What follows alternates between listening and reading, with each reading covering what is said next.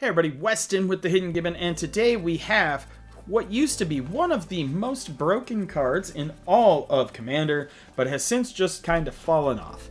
And who is the ooze who used to be good? Well, we're talking about Experiment Kraj today. So let me explain first the history of this card. So Experiment Kraj came out in the Ravnica set, and when Commander was first around, people kind of slept on it for a bit, but then people realized something, and this was a multi-card combo. When Planeswalkers first came out, they their loyalty abilities were activated abilities, and before Wizards changed the rulings, you used to be able to animate, if you could find a way to animate your Planeswalkers, be it making them artifacts and then March of the Machines, and they had a 1/1 counter on them. Experiment Kraj could activate the ability of those Planeswalkers infinitely. You just activate the abilities. It did not take very long for Wizards to change the rulings on this, and so this essentially killed his ability to be a strong commander. And since then, he's been power crept by just about every 1/1 counter commander out there. But you know what? I wanted to make another nostalgic deck, right? I remember him being good back in the yonder days, so we went ahead and did that for today, coming in at just under $200. Without further ado, Experiment Kraj. So we have 19 creatures in this deck today. We have Arbor. What you're going to see is a bunch of creatures with activated abilities. And what we're going to hope to do is get 1/1 counters on our creatures, and then be able to use those activated abilities. So like Arbor Elf here untaps a forest. Arcanist draws 3. You can also return it to your hand. Our Gothian Elder untap 2 lands. Fertilid searches for... You can remove a 1/1 counter to search for something. So if Kraj has some 1/1 counters on him, you can remove those 1/1 counters to search for basic lands like Fertilid. We have Gilder Bairn, which is tap 2 and a hybrid green or blue, and untap. That was an ability back in the day. For each counter on target permanent, put another of those counters on that permanent. So once you get those 1/1 counters on, use Experiment Kraj, tap, and then untap. Especially if you can get like Kami of the Whispered Hopes, right? So if you get Kami of the Whispered Hopes with several 1/1 counters on it, we're gonna say 3, right? So you're gonna tap your Kraj, who will have Kami's ability, to add 3. And then you're going to use that 3 to untap Kraj, because it's got Gilder Bairn, which then will add counters to everything, which then you can tap and untap. See how silly this card used to be? We have Gyre Engineer, tap add 2. Gyre Sage, which is add a green mana for each 1/1 counter. Horseshoe Crab, you can untap Horseshoe Crab for 1 blue.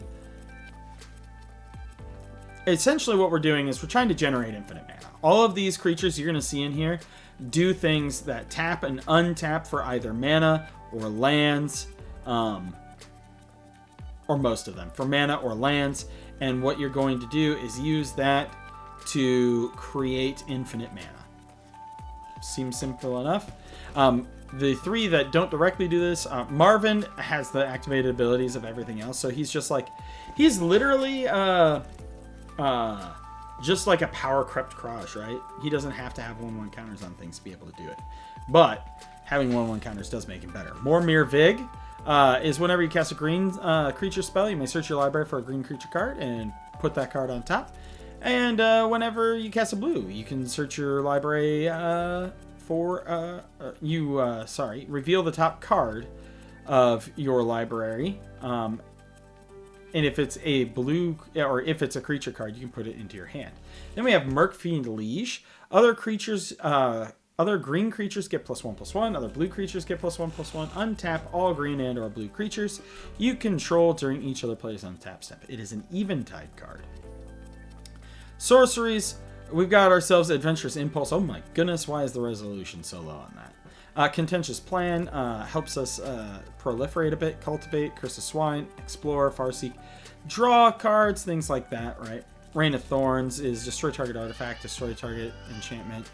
Preordained Tooth and Nail, which is an old card that used to see lots of play back in the day, but has since fallen off pretty hard. And then Unexpected Results.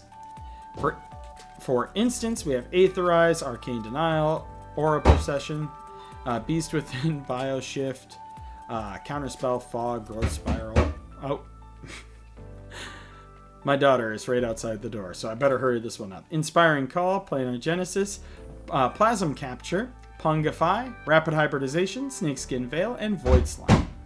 Oh my. We have Cauldron of Souls here.